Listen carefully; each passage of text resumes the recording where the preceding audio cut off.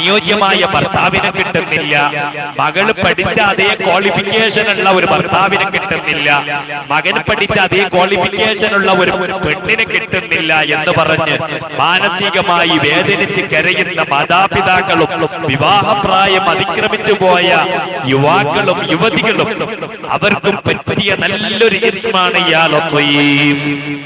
യാ ലത്തീഫ് എന്ന് പറയുന്ന ഇസ്മ 16,641 തവണ അത് 3 ദിവസം കൊണ്ട് ചൊല്ലി തീർക്കണം. 3 ദിവസം കൊണ്ട് ചൊല്ലി തീർക്കണം. ഓരോ 129 എത്തുമ്പോഴും മുത്തുനബിയുടെ മേൽ 101 സലാത്ത് ചൊല്ലി ദുആ ചെയ്യണം. 3 ദിവസം കൊണ്ട് അത് ചൊല്ലി തീർക്കണം.